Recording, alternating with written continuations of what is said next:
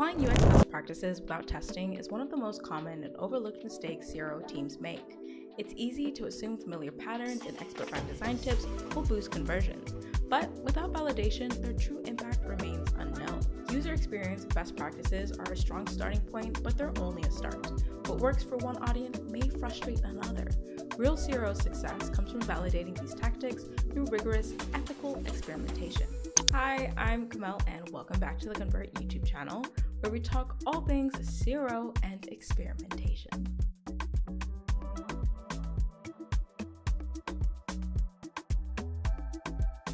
Here's why user-focused design drives growth.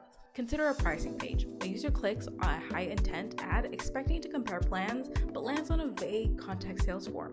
No prices, no details, just friction. They leave disappointed and unlikely to return. Ready to move from theory to practice, these UX best practices help reduce friction, improve user experience, and give CRO teams a strong foundation for scalable testing and iteration. So 1. Use clear visual hierarchies. Even the most useful content can fail if users can't navigate it. UI design that prioritizes clarity through structured hierarchy enables faster scanning and smoother navigation. 2. Prioritize mobile responsiveness. Mobile isn't a secondary channel, it's where most user journeys start. Over 50% of global web traffic comes from smartphones and other mobile devices, and that number keeps growing. If the mobile experience falls short, so does engagement. 3. Remove redundant steps. Every extra field, click, or scroll introduces a chance for users to abandon the process. A 2025 Baymart Institute study found that 18% of US shoppers abandoned orders due to long or complex checkout processes. While an ideal flow has 12 to 14 form elements, the average checkout contains approximately 23 elements. Whether in a sign-up form, checkout flow, or onboarding experience, unnecessary steps create friction that hurts conversions. Not every UX test leads to a clear win.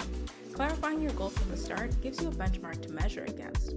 A strong hypothesis paired with the right metric shows whether a change actually made a difference. So start by aligning metrics with intent. The bottom line, UX best practices only work when they're tested, measured, and optimized. UX best practices give web design teams a solid foundation, but they don't guarantee results.